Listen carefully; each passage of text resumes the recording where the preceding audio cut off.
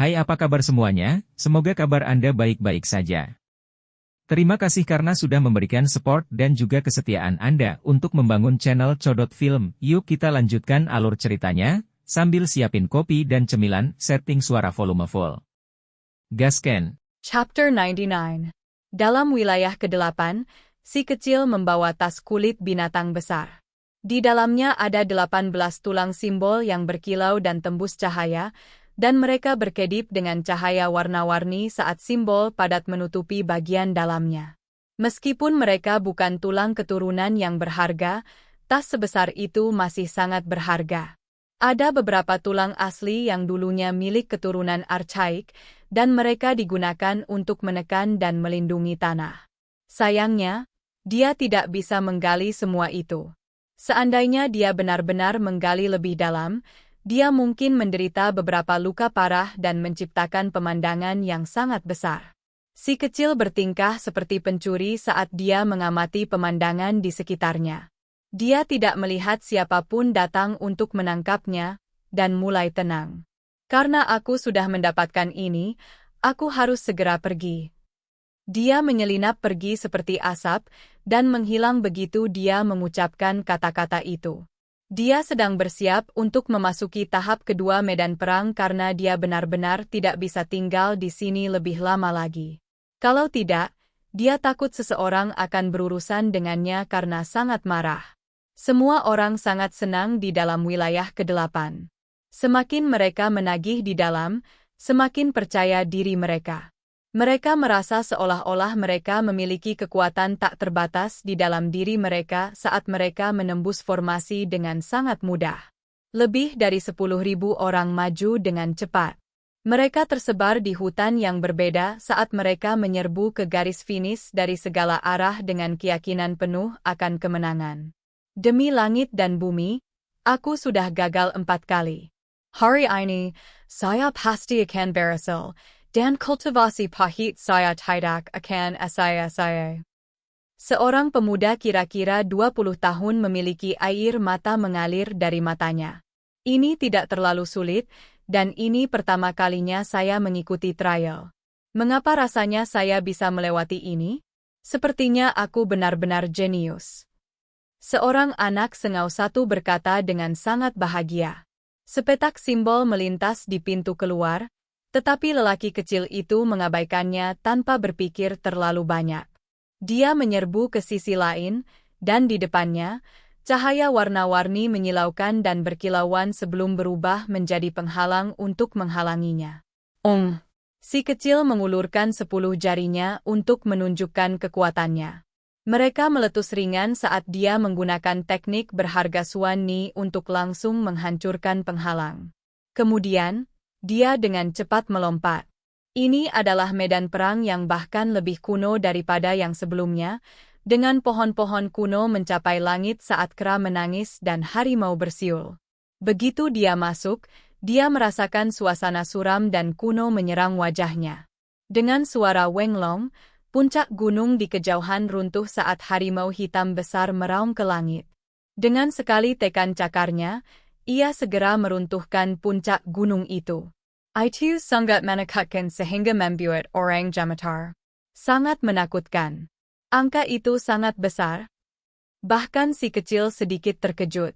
Meskipun harimau hitam pekat itu bukan keturunan kuno, itu sama sekali bukan makhluk yang harus diprovokasi dan merupakan raja binatang yang menakutkan. Ini layak menjadi tahap kedua dari medan perang. Ini memang pertempuran hidup dan mati di sini, dan itu sepenuhnya tergantung pada pilihannya sendiri. Orang-orang dari arah lain memasuki medan perang tingkat kedua juga. Siapapun yang mampu memasuki tempat ini secara alami adalah seorang jenius. Mereka semua segera bersembunyi dan menyembunyikan diri. Jika tidak, mereka mungkin tiba-tiba diburu oleh binatang buas yang kabur. Tingkat kedua medan perang saling berhubungan. Orang-orang dari 8 daerah akhirnya bertemu di sini, karena tidak ada perbedaan dalam tahap ini. Si kecil tidak gugup sama sekali setelah masuk. Lagi pula, dia telah menabrak hampir 1 juta li gurun besar sambil terkadang melindungi King Feng juga. Dia tidak bisa lagi akrab dengan hutan kuno seperti ini. Setelah mengamati sebentar, dia dengan cepat melintasi hutan lebat seperti macan tutul dewa kuno yang gesit dan mengejutkan sekelompok binatang buas. Namun, dia tidak memprovokasi makhluk mengerikan itu. Akhirnya, dia memahami keadaan di sekitarnya, dan dia sekali lagi dengan hati-hati berpikir sejenak. Setelah itu, seperti pencuri, dia mulai memilah barang-barang curiannya. Dia sangat berhati-hati dan bijaksana. Dia memisahkan 18 tulang berharga menjadi 6 tumpukan bertiga dan menguburnya di tempat yang berbeda. Beberapa dikubur di rawa-rawa, beberapa di sungai dan beberapa bahkan ditempatkan di sarang burung yang ditinggalkan. Setelah dia berpikir sebentar, apa yang disebut medan perang kedua ini sangat mirip dengan gurun besar karena tidak ada yang melindunginya.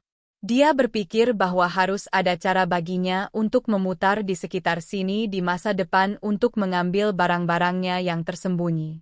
Semuanya telah diurus, dan hatinya damai kembali. Dia menegakkan punggungnya dan mengangkat kepalanya dengan ekspresi adil dan terhormat di wajahnya. Dengan penampilan yang murah hati, dia mulai berjalan-jalan di hutan. Menurut persyaratan, dia harus menemukan tablet di medan perang kedua, dan di atasnya akan dicatat misi yang harus mereka lakukan. Jelas, mereka tidak menunjukkan arah yang tepat ke tablet. Mereka ingin para pemuda ini keluar dari zona nyaman mereka dengan menantang binatang buas dan burung ganas ini, menguji para jenius ini. Si kecil puas dengan pencapaiannya sendiri, dan dia menjadi tenang dan tenteram. Namun, dia tidak tahu bahwa orang-orang di luar akan menderita melalui siksaan. Para tetua paviliun mending surga membawa satu skuadron ke masing-masing dari 8 wilayah. Mereka datang dengan cepat untuk menunggu semua anak yang berhasil lulus uji coba. Wilayah pertama benar-benar sedikit menyedihkan. Kenapa hanya 9 anak yang berhasil sampai sekarang? Sepertinya rintangan kali ini terlalu besar.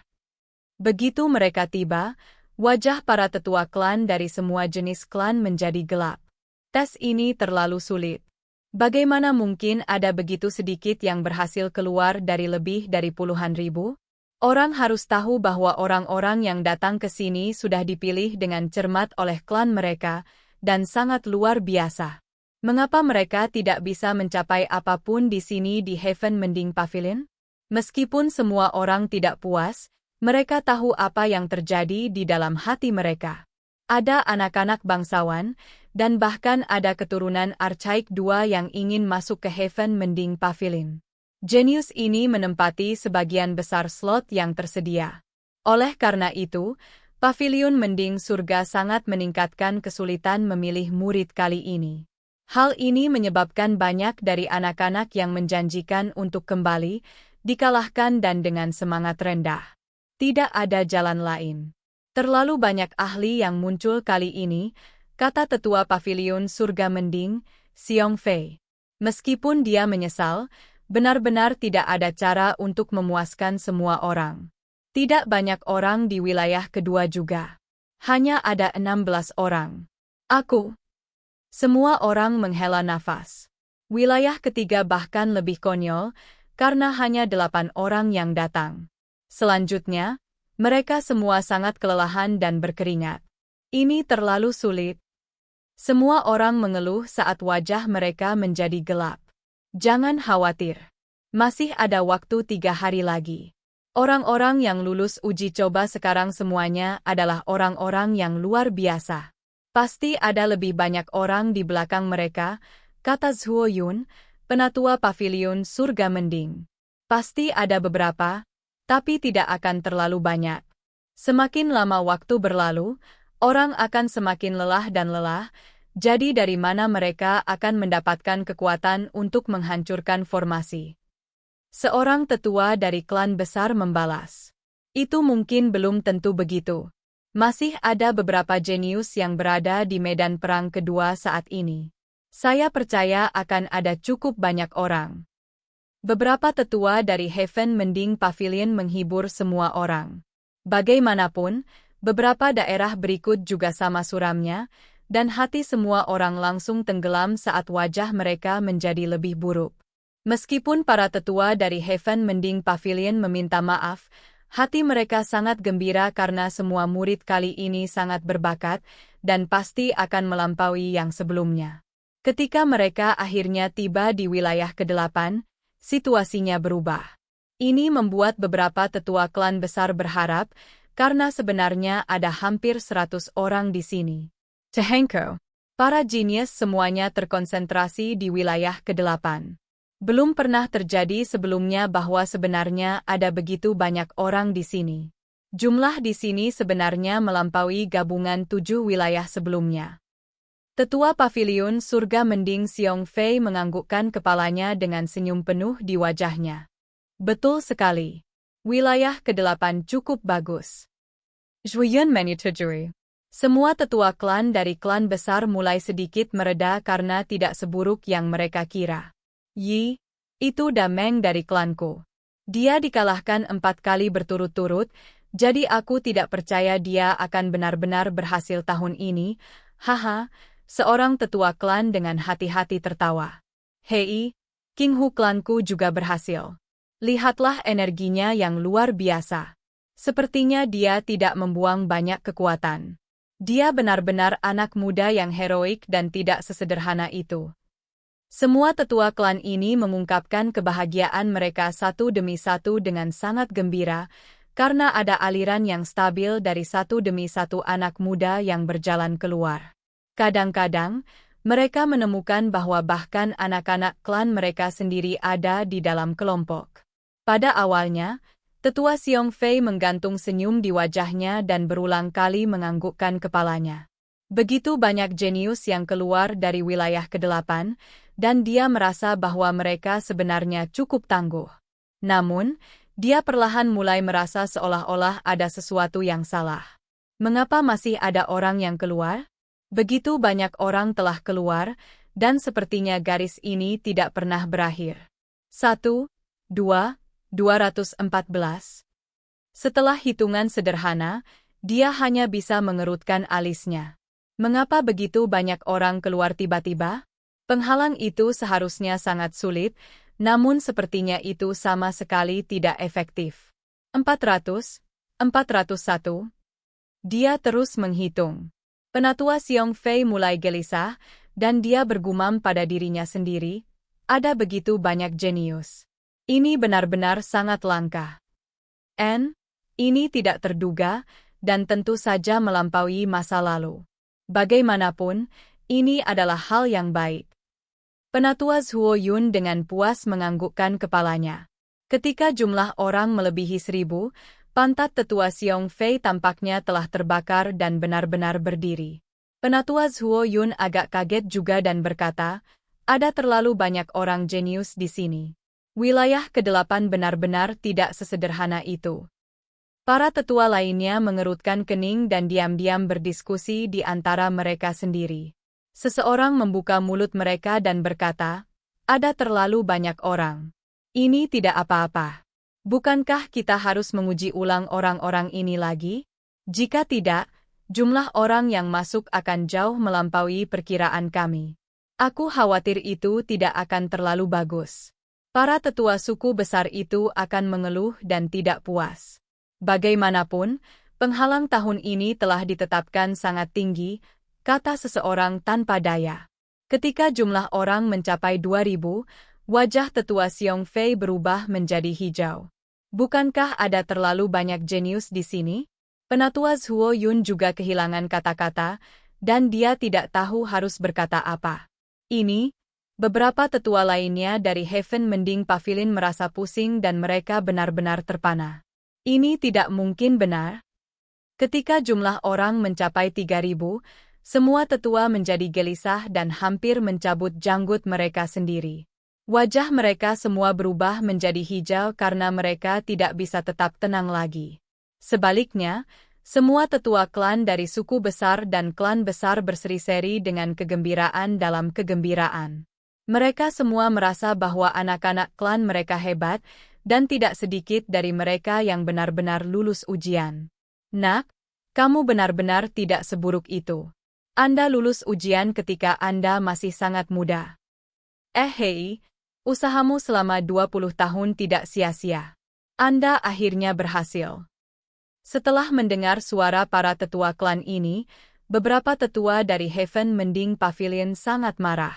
Mereka sangat ingin mati dalam menghadapi pemandangan ini yang benar-benar berlawanan dari keadaan awal mereka. Apa yang ingin kukatakan? Oh, itu benar. Anak itu masih sengau dan meneteskan ingus, bagaimana dia bisa lulus? Penatua Xiong Fei melompat dalam kegilaan dan menjadi khawatir sampai-sampai kepalanya berputar. Terima kasih tetua atas pujianmu. Seorang anak berusia 6-7 tahun berjalan keluar dan membungkuk ke arah tetua Xiong Fei. Dia kemudian menyeka ingus dari hidungnya dan hampir mengoleskannya ke tubuh tetua Xiong Fei. Persetan dengan itu. Pasti ada yang salah di sini. Pada saat ini, para tetua dari Heaven Mending Pavilion berharap itu bisa menggelapkan mata mereka dan pingsan. Karena pemandangan di depan mata mereka terlalu menakutkan. Jumlah orang melebihi 4.000 orang, dan yang lebih tak termaafkan adalah bahwa anak-anak ini berjalan bahu-membahu dalam kelompok besar saat mereka berjalan keluar. Apalagi saat ini, bahkan tidak ada banyak jenius di era kuno ketika orang-orang kudus berjuang untuk mendapatkan kekuasaan. Bagaimana ini terlihat seperti melewati persidangan. Anak-anak ini semua tersenyum ketika mereka membentuk kelompok dan berjalan ke depan. Ini sangat mengejutkan sehingga banyak dagu jatuh ke lantai. Wajah beberapa tetua itu hijau sampai mereka tidak bisa menjadi hijau lagi. Pada akhirnya, mereka tidak bisa menahan diri untuk tidak berteriak, selidiki, sampai ke dasar ini. Suara-suara ini sangat menyedihkan, dan itu mengganggu kekuatan yang lebih tinggi dari Heaven Mending Pavilion. Banyak orang menjadi terkejut setelah mendengar suara-suara ini, karena mereka mengira keturunan Archaik sedang menyerang atau semacamnya. Setelah 4 jam, akhirnya tidak ada lagi anak-anak yang keluar. Semua orang dengan hati-hati menghitung, dan menemukan bahwa total 8.927 orang yang menyelesaikan persidangan. Jumlah ini sangat mengejutkan kekuatan yang lebih tinggi dari Heaven Mending Pavilion sehingga wajah mereka berubah menjadi hijau, karena ini terlalu menakutkan. Ini adalah pengalaman unik yang melampaui semua rekor sebelumnya dari awal waktu. 10.000 orang masuk, dan hanya 1.000 atau lebih yang tidak keluar.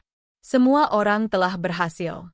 Setelah 1 jam, beberapa penatua bingung dan jengkel di wilayah ke-8. Penatua Xiong Fei dan Zhuo Yun hampir memuntahkan seteguk darah. Ya ampun, siapa yang melakukan ini? Setelah mendengar teriakan celaka dan marah itu, para tetua klan dari klan besar semua saling memandang dengan cemas. Tak satu pun dari mereka yang tahu provokasi macam apa yang diterima oleh segelintir orang itu. Setelah beberapa saat, kekuatan yang lebih tinggi dari Heaven Mending Pavilion menerima berita itu. Semua kepala mereka menghadap ke langit dan terdiam untuk waktu yang lama. Apa yang terjadi? Para tetua klan dari klan besar semuanya dengan hati-hati dan hati-hati bertanya. Akhirnya, semua kekuatan yang lebih tinggi itu berbalik dan pergi. Melihat punggung mereka, orang-orang tidak bisa menebak suasana hati atau keadaan pikiran mereka. Ada pencuri kecil yang mencuri tulang berharga dari wilayah ke-8 dan menyabotase tempat percobaan.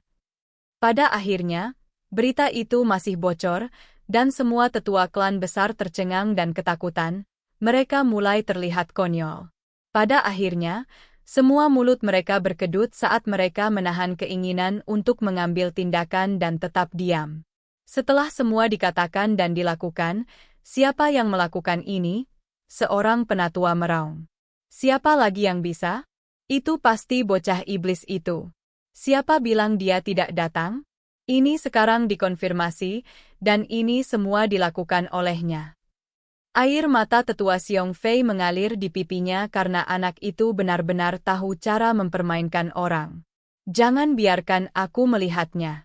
Jika dia memasuki Heaven Mending Pavilion, Hal pertama yang akan kulakukan adalah memukul pantatnya 80 kali. Tetua Zhuo Yun berkata dengan keras. Namun, orang lain segera melanjutkan dan berkata, "Adik, di mana kamu? Pintu Akademi Zhulu selalu terbuka untukmu." Yang berbicara justru adalah Dewa Perang Wanita Akademi Zhulu. Seluruh tubuhnya yang elegan yang indah di mana-mana memancarkan kilau keemasan. Wajah putih bersihnya yang menawan seperti batu giok, dan itu jauh berbeda dari sebelumnya. Senyum yang sangat lembut tergantung di wajahnya. Penatua Zhuo Yun segera mulai berkeringat saat dia melihat ke segala arah. Pada saat yang sama, Fort Gottrealm mendidih dengan kegilaan segera setelah informasi ini diterima. Apakah itu benar-benar bayi yang tampaknya muncul? Siapa yang bisa selain dia?